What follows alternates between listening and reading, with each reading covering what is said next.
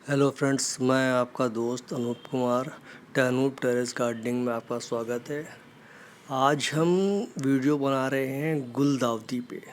गुलदाउदी ये आपका नवंबर, दिसंबर, जनवरी में आने वाला फूल है और इसको अगस्त महीने में ही इसकी स्टार्टिंग करी जाती है। इसकी कटिंग्स लगाई जाती हैं या आप छोटे पेड़ भी परचेज़ कर सकते हैं। ये 3 महीने के अंदर फ्लावरिंग देना शुरू कर देता है। सो फ्रेंड्स, अपने चैनल को लाइक और सब्सक्राइब करने के लिए धन्यवाद। गुलाउदी का जो पौधा होता है वो कई कलर्स में आता है। येलो में आता है, वाइट में आता है, पिंक में आता है, पर्पल में आता है। तो ये रेड कलर्स में आते हैं, ये कई कलर्स में आते हैं, मगर ये बहुत ही खूबसूरत पौधा होता है जो सीज़न का, इस विंटर सीज़न का सबसे फेमस फूल होता है ये। इस पौधे की सबसे अच्छी खासियत ये होती है कि इसको अगर थोड़ा सा केयर करेंगे आप तो उसकी फ्लावरिंग इसमें बहुत ज़्यादा होती है। एक एक पौधे में कम से कम 50-50, 100-100 फूल आते हैं। कई वैरायटीज़ में होते हैं, कुछ फूल छोटे होते हैं, कुछ बड़े होते हैं। उन सब और इनको सपोर्ट, क्योंकि इस पे टहनियाँ, इसकी जो डंडी होती है वो बहुत हार्ड नहीं होती है, तो इनको सपोर्ट देने के लिए हमने ये बांस की जो है खपच्चियाँ लगाई हैं। उनको धागे से, प्लास्टिक के धागे से कवर्ड किया है ताकि ये ज़मीन में गिरे नहीं।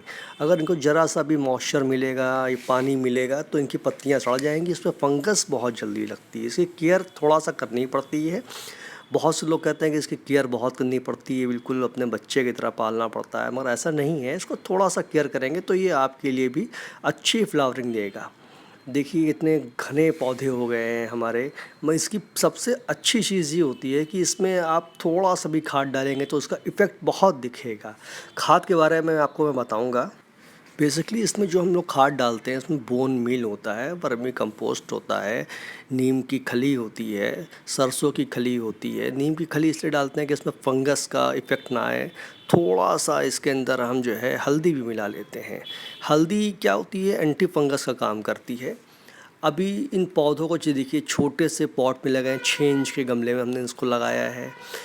ये छोटी वैरायटी का है। इसमें देखिए नीचे की जो पत्तियां हैं उनको हमको हटाना पड़ता है रेगुलर, क्योंकि ये पत्तियां जब पानी से टच होती हैं या ज़मीन से टच होती हैं तो फंगस लग जाती है, देख रहे हैं आप। तो इनको हटाना ज़रूरी होता है। अगर इसको नहीं हटाएंगे तो ये बिल्कुल एक कोरोना वायरस की तरह सारी पत्तियों में लगना शुरू हो जाएगी। 1 से 2, 2 से 4, 4 से 6 ऐसे बढ़नी शुरू हो जाती हैं। इसलिए इनको सफाई इनकी बहुत ज़रूरी होती है। रेगुलरली आप हफ्ते में 2 दिन, 3 दिन के बीच में एक बार इनकी सफाई ज़रूर कर दें, नीचे की पत्तियों को हटा दें। छोटे पॉट में भी चल जाते हैं ये, 6 इंच के पॉट में। इनकी देखिए हमें पिंचिंग भी करनी पड़ती है। अगर हमको पौधे को घना पाना है, खूब ढेर सारी हमको फूल चाहिए अगर, तो ये पौधा सिंगल होता है जब इसकी हम ऊपर की टॉप जो होती है उसको अगर हम हाथों से ही ऐसे ही हल्का सा पिंच कर देंगे, तोड़ देंगे, तो जो उसकी साइड ब्रांचेस होती हैं वो साइड ब्रांचेस में स्प्लिट हो जाते हैं ये पौधे।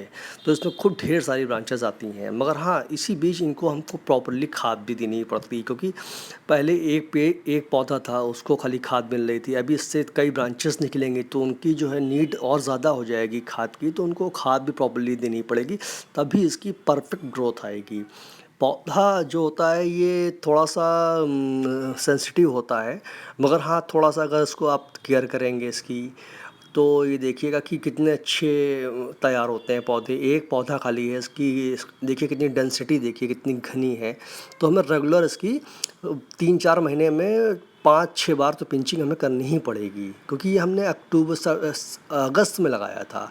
पूरा अगस्त गया, सितंबर गया, ये अक्टूबर भी लगभग ऑलमोस्ट जा रहा है। अब ये इसकी ग्रोथ हो पाई है। थोड़ा टाइम लेता है ये पौधा, मगर हाँ इसकी पिंचिंग करते रहेंगे रेगुलरली अगर, तो ये और घना होता जाएगा।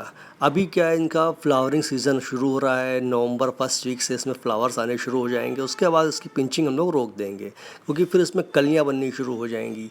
तो जो भी टाइम पीरियड होता है वो हमारे पास 2 ही 3 महीने का होता है, उसी बीच में ही हमको इसकी पिंचिंग करनी पड़ेगी। रेगुलर पिंचिंग से ये बहुत ज़्यादा घना हो जाता है।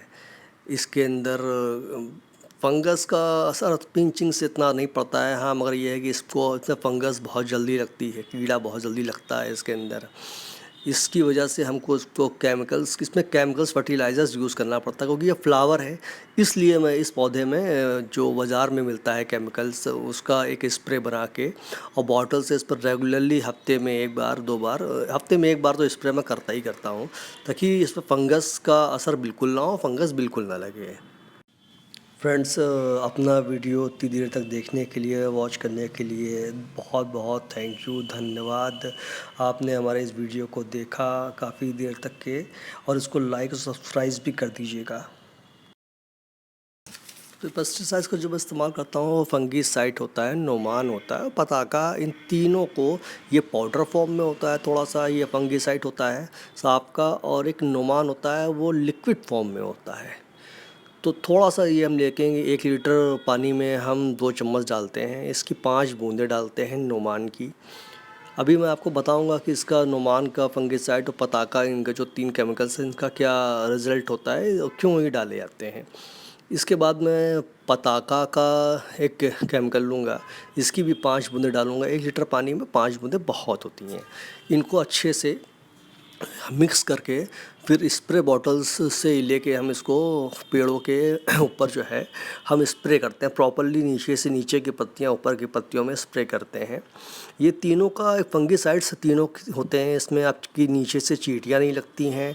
पताका से, नोमान से जो है इसकी शाइनिंग आती है, और फंगिसाइड जो यूज़ करते हैं, जैसे डॉक्टर कोई दवा लिखता है तो उसके साथ एंटीबायोटिक भी लिख देता है, तो सेम चीज़ ये काम करता है। ये तीनों का फॉर्मूला है।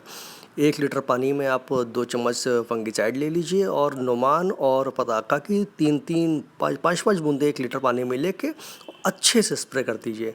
इससे पौधों पे कोई भी शाइनिंग अच्छे से आ जाएगी, कोई कीड़ा नहीं लगेगा, और कभी इसका फ्लावरिंग सीज़न में इसकी हमें नहीं स्प्रे नहीं करना पड़ेगा, क्योंकि फ्लावरिंग सीज़न में स्प्रे करेंगे तो कलियां इसकी मर जाएंगी। जैसे ही कलियां शुरू हों, ये पेस्टिसाइड्स का इस्तेमाल बिल्कुल बंद कर दें आप, क्योंकि फिर फूलों में वो ग्रोथ नहीं आएगी, फूल गिर जाएंगे, क्योंकि हार्ड होता है थोड़ा सा, तो इसको बैलेंस करके रखना पड़ता है।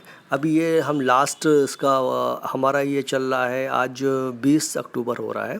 20 अक्टूबर, अभी मैं इसको नवंबर तक करूँगा। नवंबर के फर्स्ट वीक के बाद इसमें मैं पेस्टिसाइड्स का इस्तेमाल बिल्कुल बंद कर दूँगा। कुछ हमारे पास जो पौधे हैं, कुछ की पत्तियां बहुत बड़ी हैं, कुछ की पत्तियां छोटी हैं, तो वो डिपेंड करता है। अभी मुझको ये नहीं पता कि किस गमले में, किस पौधे में कौन से कलर का फूल आने वाला है। वो हमें तभी मालूम पड़ेगा, क्योंकि ऐसे नहीं मालूम पड़ता है। कुछ की छोटी पत्तियों का मतलब होता है कि छोटा फूल आएगा, बड़ी पत्तियों का मतलब होता है कि इसमें बड़ा फूल आएगा, मगर ये कलर्स नहीं बता सकते हैं। इसके लिए आपको 1 साल पहले बैग जाना पड़ेगा। आप जब इसकी कटिंग्स लगाते हैं, जिस भी कलर के पौधे से की कटिंग लगा रहे हैं, तो जो भी डब्बा हो तो उसमें आप कलरिंग करके लगा लें कि हाँ ये येलो है, ये वाइट है, ये पिंक है, ये मजेंडा है, ये पर्पल कलर का है। तो ये कई कई कलर्स में आते हैं और बहुत खूबसूरत लगते हैं। एक एक पौधे में 100-100 फूल जब आएंगे, और आपके पास अगर 8-10 गमले हैं तो आप, और इसका फूल रुकता भी बहुत टाइम है, होल्ड रखता है। ये 15 से 20 दिन तक तो ये आराम से रुकता है, क्योंकि उसमें सनलाइट्स कम हो जाती हैं, सूरज की रोशनी की हीटनेस कम होती है, तो ये फूल जो है काफ़ी होल्ड करता है।